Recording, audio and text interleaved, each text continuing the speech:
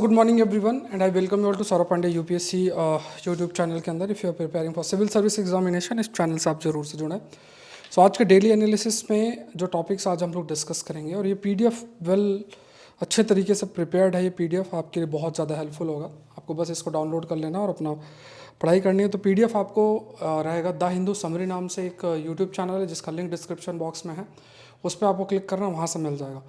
देखो, जो भी मेरी मैगजीन्स आती थी, ई मैगजीन्स और जो भी है, वो सब कंटेंट आपको सौरभ पांडे UPSC.com वेबसाइट पे मिलेगा। पहले GES रिपोर्टर थी, उस पर अब कंटेंट अपलोड नहीं होता है। तो यू नीड टू रिमेंबर कि सौरभ पांडे UPSC.com पे जाके जो ये PDFs भी हैं, इन PDFs को भी आप लोग डाउनलोड कर सकते हैं।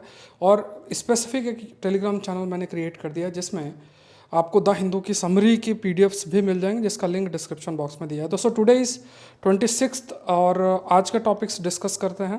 Let's discuss today's topics. आज के टॉपिक्स देखते हैं। तो पहला जो एस्पेक्ट है इसमें, दैट इज़ इसरो का जो आपका वी कैन से इसरो का C-20 इंजन का है। ये एक टॉपिक है। अगर आप साइंस वाला पेज देखोगे उसमें ये इसके बारे में मेंशन्ड है। तो इसको थोड़ा सा देख लेते हैं। गगनयान है और इस इंजन के बारे में, प्लस क्रायोजेनिक इंजन्स क्या होते हैं, ये एक टॉपिक हमारे लिए बनता है। तो अभी इसरो ने सक्सेसफुली ह्यूमन रेटिंग, अब ह्यूमन रेटिंग कंसेप्ट जो है ना, ये आपको पता होना चाहिए कि आगे डिस्कस करेंगे ह्यूमन रेटिंग का कंसेप्ट क्या है। तो अभी ह्यूमन रेटिंग C-20 जो रॉकेट इंजन है उसका किया है। अब क्या है कि हम लोग गगनयान लॉन्च करना जा रहे हैं, तो उसके लिए जो रॉकेट का इस्तेमाल होगा उसमें जो यूज्ड इंजन है वो आपका C-20 रॉकेट्स इंजन का इस्तेमाल आपका किया जा रहा है।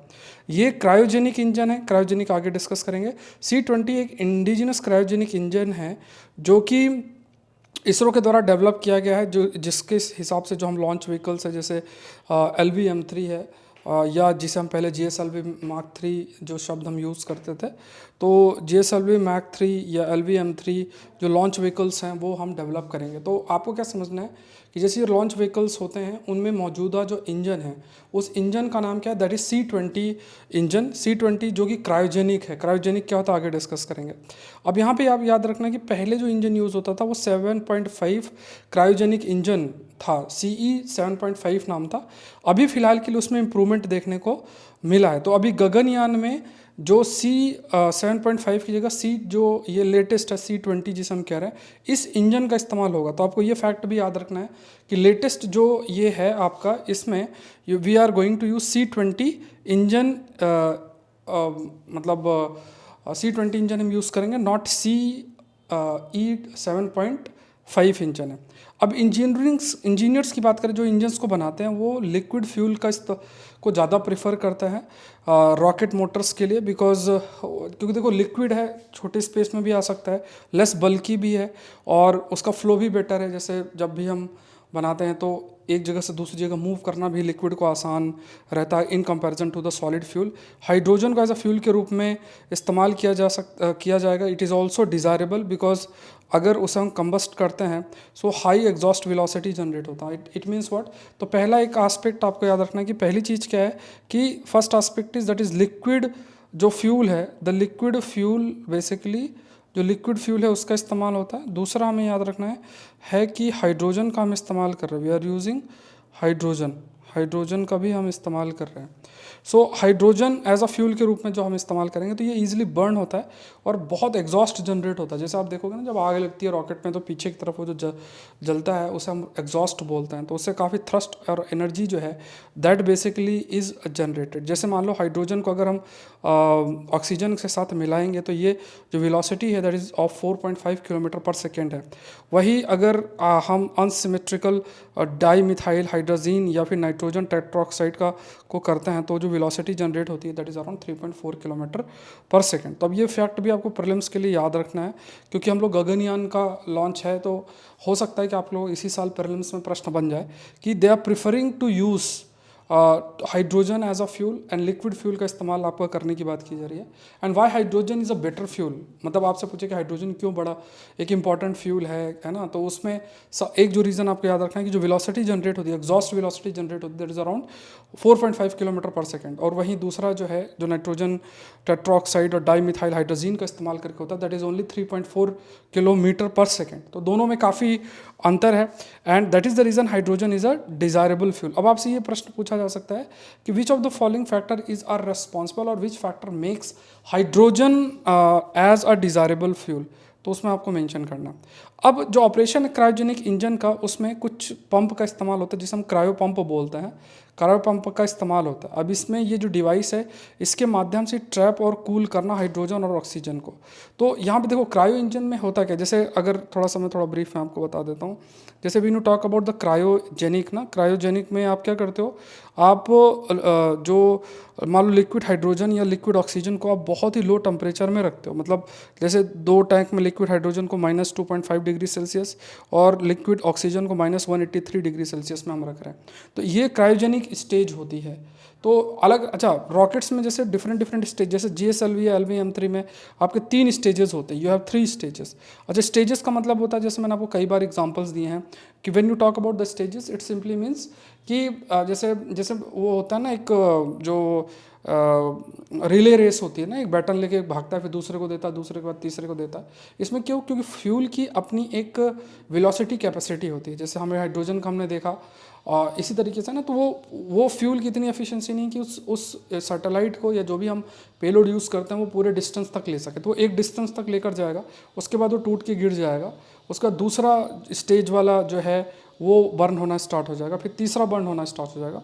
तो लास्ट स्टेज में क्रायोजेनिक का इस्तेमाल होता है, और इसमें जैसे लिक्विड हाइड्रोजन और लिक्विड ऑक्सीजन को बहुत ही लो टेम्परेचर में रखा जाता है, और जो उसमें पंप यूज़ होता है उसे हम क्रायो पंप बोलते हैं, और special storage tank, turbo pumps, इनका इस्तेमाल होता है, जिससे कि क्या होगा, कूल्ड फ्यूल और जो ऑक्सीडाइज़र है उसको एक साथ लेकर जाया जा सके इंजन के अंदर। CE 7.5 इंजन में स्टेज्ड कंबशन साइकिल का इस्तेमाल होता था। यहाँ पे स्मॉल अमाउंट जो फ्यूल है उसको, जैसे मतलब छोटा अमाउंट फ्यूल का छोटा सा जो हिस्सा है या स्मॉल अमाउंट ऑफ फ्यूल है उसको बर्न किया जाता था, और जो हीट है उसके बेसिस पे जो टरबाइन है उसको रन किया जाता था, जिससे जो पावर है like drive the turbine that power the turbo pump. तो देखो सबसे पहले स्मॉल अमाउंट ऑफ फ्यूल जो भी इस्तेमाल होगा उसको बर्न किया जाएगा, और उससे जो टर्बो पंप है उसको चलाया जाएगा। C20 जो इंजन है उसमें गैस जनरेटर साइकिल का इस्तेमाल होता है। सो यहाँ पे क्या है कि जो प्री बर्नर स्टेज की ज़रूरत होती है उसकी ज़रूरत नहीं है, instead of sending it to the combustion chamber.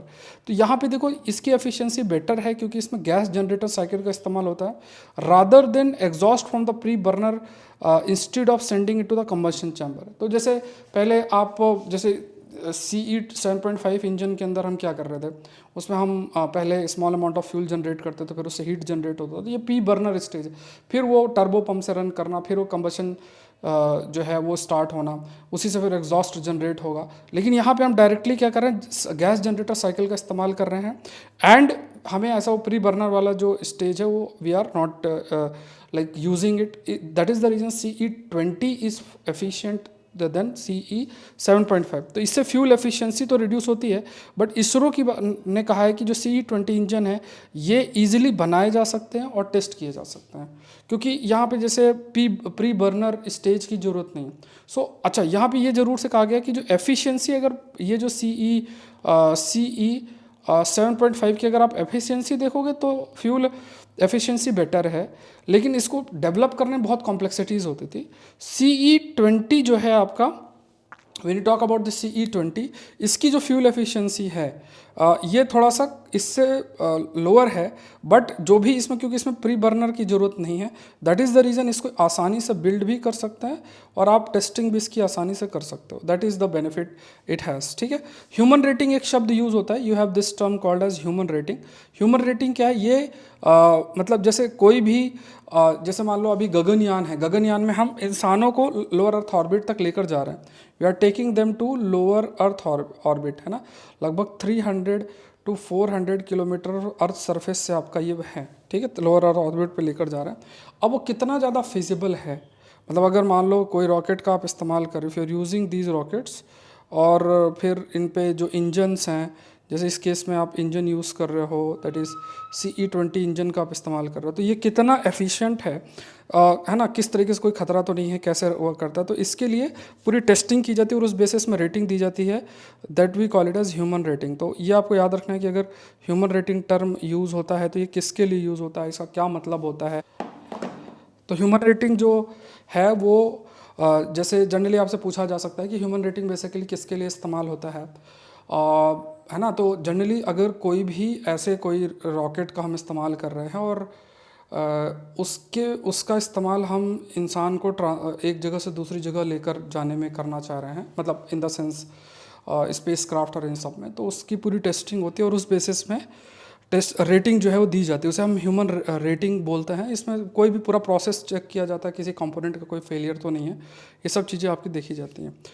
अब C-20 high thrust indigenous engine है, आपको ध्यान में रखना है। हाई थ्रस्ट थ्रस्ट प्रोड्यूस होता है, जैसे जब भी बर्न होगा रॉकेट तो वो जो एग्जॉस्ट जनरेट होता है उससे थ्रस्ट जनरेट होता है, जिससे कि चीज़ें ऊपर की तरफ जाती है। तो हाई थ्रस्ट इंडिजिनस है क्योंकि हमने ही बनाया है, जो कि JSLV Mark 3 में, LVM-3 में इस्तेमाल आपका होगा।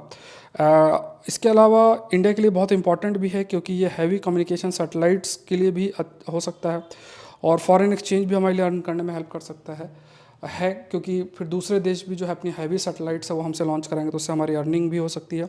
6th स्पेस पावर है जो कि अपना खुद का क्रायोजेनिक इंजन डेवलप कर रहे हैं, US, Russia, China, Japan, European space agency के बाद हमने जो है इसको डेवलप किया है।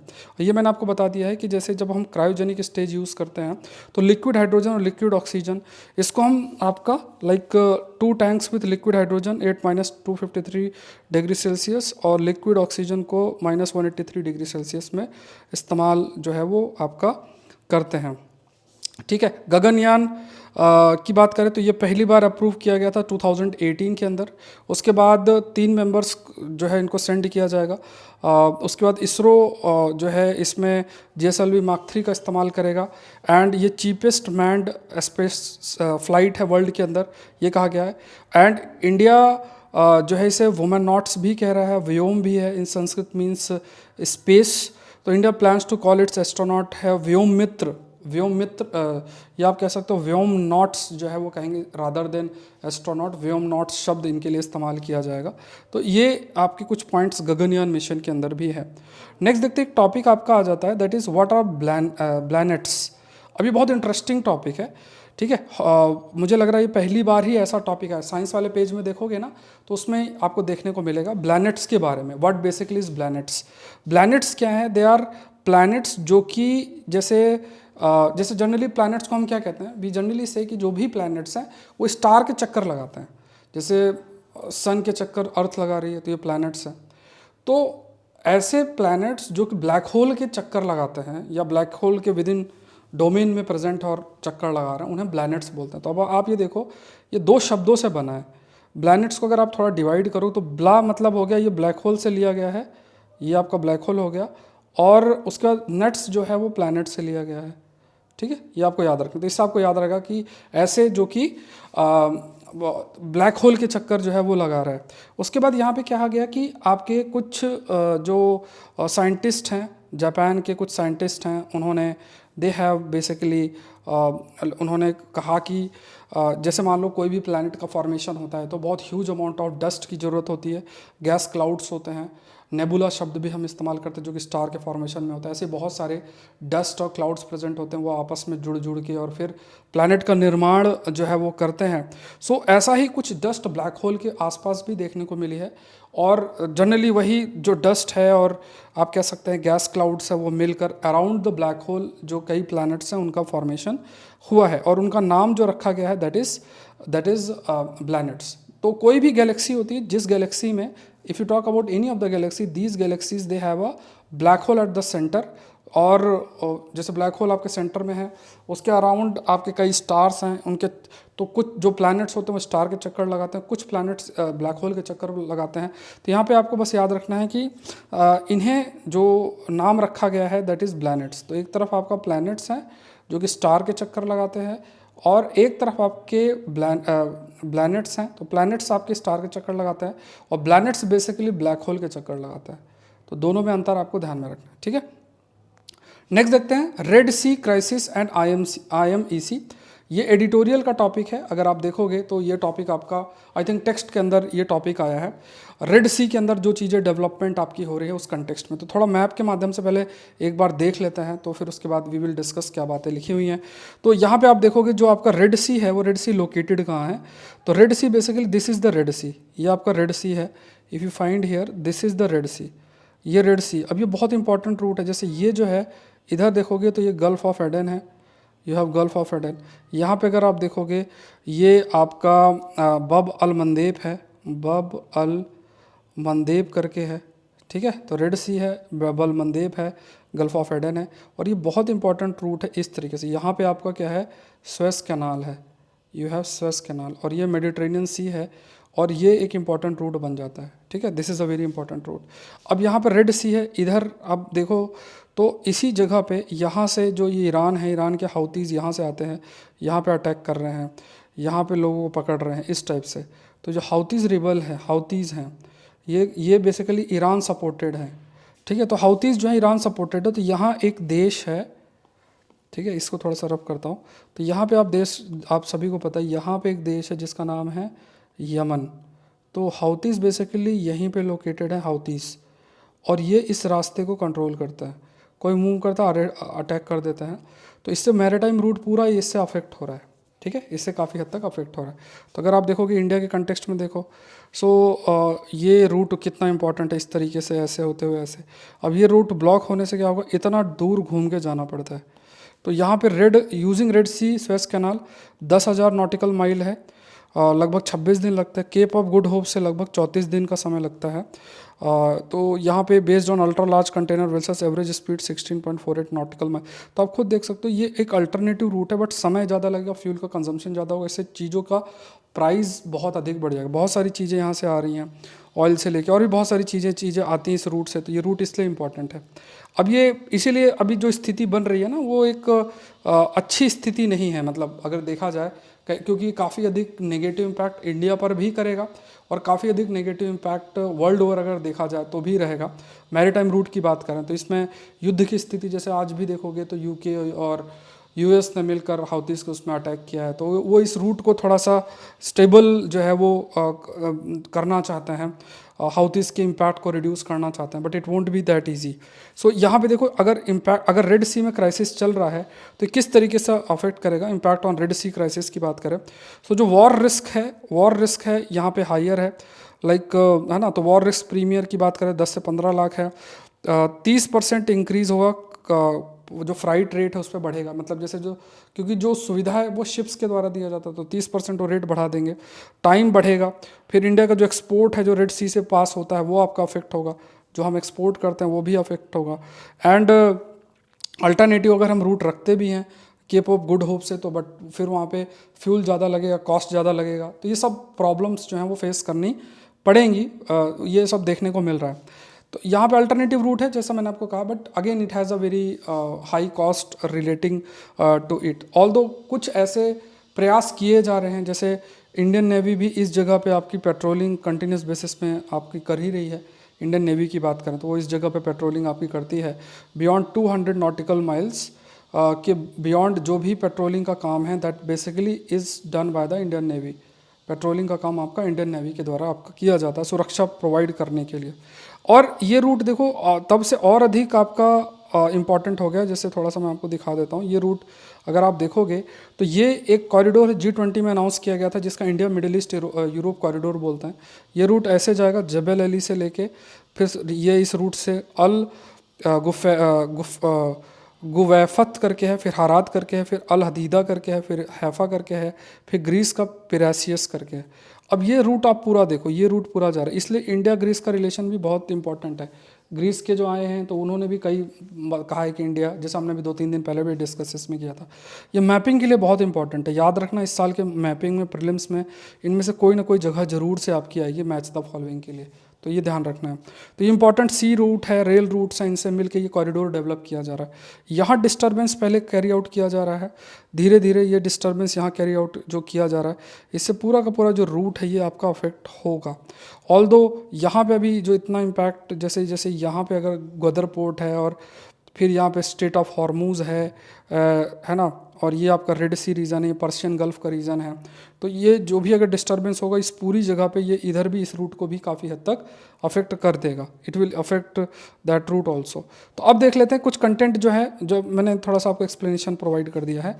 अब यही सारी चीज़ें इसमें लिखी भी हुई हैं, ठीक है। तो रेड सी की बात करें, इसका बहुत ज़्यादा स्ट्रेटजिक इंपॉर्टेंस है, जैसा अभी हमने देखा भी है ग्लोबल ट्रेड के कंटेक्स्ट में। बब अल मंदेब स्ट्रेट से लेके, जो कि यमन और दिजिबाउती के वहाँ पे बिटवीन लाई करता है, वर्ल्ड का बिगेस्ट कार्गो रूट है, ऑयल यहाँ से मूव करता है। उसके बाद जो रेड सी कन्फ्लिक्ट है, इससे खास तौर से जो कंटेनर्स और ये सब शिप्स का जो मूवमेंट कंटेनर को लेके है वो अफेक्ट होगा। इस क्राइसिस की वजह से उन्हें दोबारा से रीरूट करना पड़ेगा, केप ऑफ गुड होप का ये रूट इस्तेमाल करना पड़ेगा, जो कि बहुत लंबा भी है, at the same point of cost भी बढ़ेगा। इससे जो फ्राइट चार्जेस हैं वो बढ़ेंगे, इंश्योरेंस कॉस्ट है वो आपकी बढ़ेगी, प्रोडक्ट की शॉर्टेज हो सकती है, प्राइस बढ़ेगा, इसका इम्पैक्ट फिर देश के विदिन भी रहेगा। हायर शिपिंग कॉस्ट जो है फिर कंज्यूमर को और अधिक पे करना पड़ेगा, महंगाई अपने आप बढ़ जाएगी। जैसे कई चीज़ें हम भी लेते हैं दूसरे देशों से, तो उसका प्राइस भी काफ़ी अधिक बढ़ जाएगा। इंडिया का जो ट्रेड है यूरोप के साथ, नॉर्थ अमेरिका के साथ अगर देखा जाए कंट्रीज़ के साथ, वो इसी रूट से होता है। ऑलमोस्ट 24% जो एक्सपोर्ट है और 14% इम्पोर्ट है वो इसी रास्ते से भारत का, तो इंडिया काफ़ी अधिक अफेक्ट होगा। ग्लोबल सप्लाई चेन की बात करें तो यहाँ पे भी कॉस्ट बढ़ेगा। चाइना जो है अपने आप को प्रोजेक्ट कर रहा, चाइना यूरोप फ्राइट ट्रेन्स के लिए, जो कि बेल्ट रोड इनिशिएटिव का हिस्सा है एज एन अल्टरनेट रूट। तो वो ये कह रहा है चाइना कि ठीक है, अगर यहाँ से आपको दिक्कत हो रही तो हम one belt one road initiative के तहत ये रास्ता बना रहे हैं, आप उस रूट का इस्तेमाल करो। तो ये देखो इंटरनेशनल लेवल पे बहुत सारी चीज़, तो हाउतीज़ को सपोर्ट भी ईरान का है, ईरान को सपोर्ट भी चाइना का है। तो चाइना फिर अपना डोमिनेंस बढ़ाने की कोशिश करेगा कि यार देखो one belt one road initiative है, तो उसके तहत जो हम फ्राइट कॉरिडोर डेवलप करेंगे उससे आपको बेनिफिट रहेगा, आपको इसी पर खाली निर्भर नहीं रहना पड़ेगा। अब यहाँ पे IMEC जो कि G20 में प्रपोज था, इंडिया मिडिल ईस्ट यूरोप जो कॉरिडोर है, अब इसमें ये भी है कि इसमें अभी इन्वेस्टमेंट और जब मतलब जो भी चीज़ें स्टार्ट हुई उससे पहले ये सब दिक्कतें आपकी हुई हैं। इजराइल फिलिस्तीन का कन्फ्लिक्ट शुरू हो गया, उसके बाद अरब इजराइल के बीच का आप देखोगे थोड़ा टेंशन चल रहा है, फिर यहाँ हाउतीज़ चले गए। तो यहाँ पे ये सब चीज़ें क्या है कि these such changes are going to affect जो है IMEC प्रोजेक्ट को भी काफ़ी हद तक आपका अफेक्ट होगा। तो एंटायर जो ट्रेड IMEC आर्किटेक्चर की अगर हम बात करें, वो स्ट्रेट ऑफ हॉर्मूज से होते हुए जाएगा, जो कि ईरान के बहुत क्लोज है। कुछ लोगों का कहना है कि जो स्ट्रेट ऑफ हॉर्मूज है ये अवॉइड किया जा सकता है, ओमान को अगर इसमें इंक्लूड किया जाए IMEC के अंदर ओमान को। तो अगर आप देखोगे ओमान के जो आपके राजा सुल्तान है वो भारत आए थे अभी कुछ समय पहले, बहुत सम्मान और ये सब भी किया गया उनका। तो ओमान अगर, क्योंकि भारत ओमान का बहुत अच्छा रिश्ता है, अगर ओमान आ जाता है तो उसमें हमें थोड़ा सा बेनिफिट भी होगा, और इस जो कॉरिडोर है इसको हम और बेटर कर जो है सकते हैं। तो उसमें ओमान को इंक्लूड करना पड़ सकता है in order to counter the Iran. अब कई प्रकार के चैलेंजेस हैं अगर देखा जाए तो। यहाँ पे पहला स्टडी करना कि इसके क्या बेनिफिट्स हैं, फिर उसके बाद ये देखना है कि जैसे मान लो कि अगर यहाँ से मूव करते हैं तो कॉस्ट में कितना रिडक्शन होगा। फिर ये भी कहा गया कि क्योंकि देखो इसमें मल्टीपल ट्रांजिट होगा, समुद्र का रास्ता, रेल का रास्ता, रोड का रास्ता, इन सब का इस्तेमाल होगा, तो इसमें मल्टीपल ट्रांजिट है तो इसका कॉस्ट अपने आप ही बढ़ जाएगा। तो ये भी थोड़ा सा देखना है कि किस प्रकार से ये एडवांटेजेस है अलग अलग जो स्टेक होल्डर्स का। फाइनेंशियल फ्रेमवर्क देखना है कि क्योंकि इसमें ये है कि जैसे अगर इस कॉरिडोर को डेवलप भी किया जा रहा है तो किसका कितना क्या कंट्रीब्यूशन होगा इस कॉरिडोर को डेवलपमेंट, इन्वेस्टमेंट किस तरीके से होगा, कौन सिग्नेटरी है, किस तरीके से, सारी चीज़ें ये हैं। तो ये सब चीज़ों को थोड़ा सा क्लैरिटी के साथ सामने लेकर आना पड़ेगा। प्राइवेट सेक्टर एंटिटी का क्या रोल है, इंटरनेशनल ऑर्गेनाइजेशन की क्या रोल है, ये सब है। फिर उसके बाद ये मल्टी नेशनल ऑपरेशनल फ्रेमवर्क है। इस वजह से क्या है कि बहुत सारे देशों के बीच में जैसे मान लो कुछ लीगल इश्यूज आते हैं, सिक्योरिटीज इश्यूज आते हैं, तो एक कोऑपरेशन कोऑर्डिनेशन देशों के बीच में भी बढ़ाने पड़ेंगे, ठीक है। तो ये सब चीज़ें करेंगे तभी IMEC आपका कहीं ना कहीं वी कैन से तभी जो इंडियन मिडिल ईस्ट कॉरिडोर आपका वाइबल होगा। अगेन आज इकोनॉमी का लेक्चर है 11:45 AM को, 2 लेक्चर हम ले चुके हैं यूट्यूब के अंदर, 3rd लेक्चर आपका स्टार्ट होगा, ठीक है। तो लाइव रहेगा तो आप लोग जरूर से अटेंड करें। इसका PDF द हिंदू समरी नाम से आपका यूट्यूब टेलीग्राम चैनल है, उस पर जाके आपको इसका PDF मिल जाएगा। उसका लिंक भी डिस्क्रिप्शन बॉक्स में टेलीग्राम चैनल का स्टार्टिंग में ही दे रखा है, डाउनलोड द PDF नाम से डिस्क्रिप्शन बॉक्स में दिया हुआ है। इसके अलावा जो है करंट अफेयर्स का जो क्लासेस आपकी चल रही हैं 2024 की जो तैयारी कर रहे हैं उनके लिए जो वीडियो लेक्चर सीरीज चल रही है, तो बहुत इंपॉर्टेंट सीरीज़ है और वो आपको बार बार मैं कहना चाहूँगा कि उसको मिस नहीं करना है। उसकी सारी डिटेल लास्ट में आई विल प्रोवाइड यू, तो उसके लिए भी आप saurabh-pandey-upsc.com वेबसाइट विजिट कर सकते हैं, लिंक भी डिस्क्रिप्शन बॉक्स में दिया हुआ है। नेक्स्ट टॉपिक देखते हैं, हाउस होल्ड कंजम्पशन एक्सपेंडिचर सर्वे है। तो यहाँ पे नीति आयोग ने इसको भी प्रेजेंट किया है, तो इसमें कुछ बातें कही गई हैं वो थोड़ा सा देख लेते हैं। इस पर आर्टिकल्स आएंगे तो फिर हम फर्दर डिस्कशन कर लेंगे। इनइक्वालिटी जो रूरल और अर्बन के बीच में डिक्लाइन हुई है, गिनी कोफिशिएंट जिससे इनइक्वालिटी नापी जाती है उसमें भी रिडक्शन देखने को मिला है। रूरल इकोनॉमी वीक नहीं है, ग्रोथ जो है ब्रॉड बेस्ड है, ऐसा नहीं कि कुछ ही एरिया कुछ ही उस पर निर्भर है। फूड स्पेंडिंग है उसमें कमी आई है, मतलब ऐसा नहीं कि लोगों की कमाई 100 रुपये है तो सिर्फ उसमें ज़्यादातर फूड स्पेंडिंग पे ही खर्चा कर रहे हैं, तो उसमें कमी आई है। तो इसमें दूसरी चीज़ों पे खर्चा हो रहा है, तो रूरल इकोनॉमी एक्सपैंड करेगी। उसके बाद lower weightage for food in the consumer price index में ये कहा गया है कि मतलब देखो CPI के माध्यम से इन्फ्लेशन नापा जाता है और उसमें अगर आप फूड को बहुत ज़्यादा वेटेज दोगे तो फूड के प्राइस में थोड़ा भी फ्लक्चुएशन होगा तो हम तुरंत कहने लग जाते हैं कि बहुत महंगाई हो गई, और उस बेसिस पे फिर मॉनेटरी पॉलिसी का फ्रेमवर्क होगा। तो देखो CPI के बेसिस पे आप महंगाई डिसाइड कर रहे हो और उसमें मेजर वेटेज फूड का है, आप समझना इस चीज़ को। मॉनेटरी पॉलिसी फिर जब टाइट होगी in the sense repo rate और ये सब बढ़ेगा तो नॉन फूड प्रोडक्ट उससे ज़्यादा अफेक्ट होंगे, तो इससे पूरा जो ग्रोथ और सप्लाई एस्पेक्ट अफेक्ट होता है। तो ये चीज़ें थोड़ा सा ध्यान में रखना है। ये मैंने सारे इसमें इंक्लूड कर लिया, आप देख लेना। तो जैसे एवरेज जो monthly per capita consumption expenditure की बात करें तो इस पर फूड में देखोगे तो ये इतना है 2530 और नॉन फूड में 3929 है। इसके बाद फूड कंजम्पशन का जो शेयर है 2022-2023 में 39.2% है। 11 से कंपैरिजन करें तो इस पर रिडक्शन देखने को मिला है। कंजम्पशन जो राइज है वो भी देखने को मिला है, जैसे कंजम्पशन इंक्रीज हुआ है that is around 6459। House hold जो स्पेंड है लेस ऑन द फूड की बात करें तो उसमें लेस हुआ है, ये 39.2% है। सोशल वेलफेयर प्रोग्राम की वजह से भी कंजम्पशन काफ़ी इंक्रीज हुआ, क्योंकि कई सारी चीज़ों में जो चीज़ें आपकी वैसे कॉस्टली हैं तो जैसा गेहूँ चावल ये सब आसानी से मिल गया तो खर्चा फूड एस्पेक्ट में रिड्यूस हुआ है, और भी कई सब्सिडी से रिलेटेड स्कीम्स और ये सब हैं उसका बेनिफिट हुआ है। तो सोशल वेलफेयर जो प्रोग्राम की बात करें विदाउट, तो उसमें रूरल एरियाज़ में 3773 है। मंथली पर कैपिटा एक्सपेंस की अगर बात करें जिसमें सोशल प्रोग्राम इंक्लूड अगर हम करते हैं तो उसमें जो होम प्रोड्यूस है दैट इज़ 360 रुपीज़ है, जो कि average monthly per capita expense है। तो आप देखोगे कि इवन जो मंथली पर कैपिटा एक्सपेंस है उसमें इंक्रीज देखने को मिला है, इवन जो आपका सोशल वेलफेयर प्रोग्राम को इंक्लूड किया जाए उस कंटेक्स्ट में भी, ठीक है। मेंस का क्वेश्चन देख लो, maritime route are shaping world order 15 number में लिखना है, जरूर से लिखे। अपना आंसर इस टेलीग्राम चैनल पे सेंड करना है। कोई क्वेरी है तो इस नंबर पे मैसेज करना। इस टेलीग्राम चैनल का लिंक नीचे दिया हुआ है, कोई क्वेरी है तो इस मेल भी आप कर सकते हैं। प्रेजेंटली जो कोर्स एक्टिव चल रहे हैं Saurabh Pandey CSE app download कर लेना या saurabh-pandey-upsc.com। तो आपको याद रखना है जो कोर्स ज्वाइन करना है वो saurabh-pandey-upsc.com से ही ज्वाइन करना है, ऐप के माध्यम से नहीं करना है। कोई क्वेरी है तो आप मुझे मैसेज कर सकते हैं। और अभी टेस्ट सीरीज चल रही, टोटल 50 टेस्ट है, इसके PDF भी साथ साथ दिए जा रहे हैं। 20 टेस्ट हमारे हो चुके हैं। 21वां टेस्ट संडे को होगा, 21वां टेस्ट रात को 9 बजे थर्सडे को होगा और 22वां टेस्ट संडे को रात को 9 बजे होगा। तो 50 टेस्ट का मैंने जो आपको प्रॉमिस किया था तो वो सारा हो रहा है। प्राइस भी इसका 499 है और ये वैसे क्वेश्चंस नहीं है वन लाइनर टाइप, क्वेश्चन का लेवल आप 5 AM सीरीज में देख सकते हो जो मॉर्निंग में आती है। इसके अलावा ये डिटेल्ड कोर्स आपका करंट अफेयर्स का है जिसमें 60 से 70 वीडियो लेक्चर्स होंगे। पॉलिटी का क्लासेस चल ही रही हैं, इसके मतलब इसी के अंदर पॉलिटी है, इकोनॉमी है, फिर जोग्राफी एनवायरमेंट साइंस है, IR है, हर चीज़ इस कोर्स के अंदर कवर की जाएगी। 2 साल का कंटेंट है, इसको मिस नहीं करना है। अगर 60 से 70 लेक्चर है, अगर 24 की तैयारी कर रहे हो तो इसको बिल्कुल मिस नहीं करना है, ठीक है। इस अपॉर्चुनिटी को ध्यान में रखना। पूरे 2 इयर्स का करंट अफेयर, चाहे हिंदू, PIB, इंडियन एक्सप्रेस, किसी भी जो आपको पढ़ना है हर चीज़ को आपको इसमें कवर किया जाएगा। तो सौरभ पांडे UPSC.com पे विजिट करें, कोई क्वेरी इस नंबर पे मैसेज कर सकते हैं। या तो ज्वाइन कैसे करना है आपको, सौरभ पांडे UPSC.com विजिट करो, पॉपुलर कोर्स में जाओ, यहाँ पे आपको दिख जाएगा, तो यहाँ पे आप लोग ज्वाइन कर लेना। इसके अलावा यहाँ पे ऐसे क्लिक करोगे, ये ऐसा खुलेगा, फिर इसके बाद ऐसा आएगा, तो नंबर जो है रिड्यूस हो जाएगा। इसका लास्ट डेट आई थिंक जो 30% ऑफ अभी चल रहा है, ये लास्ट डेट आने वाली है 28-29 तारीख कुछ लास्ट डेट है इसकी, तो इससे पहले आप ज्वाइन कर सकते हैं। तो इस सेशन का PDF आपको टेलीग्राम चैनल का नीचे लिंक दिया है, वहाँ से आपको मिल जाएगा। और आप लोग अपना प्रिपरेशन अच्छे से करते रहे, सेशन को लाइक करें, चैनल को सब्सक्राइब करें। Thank you everyone, thank you.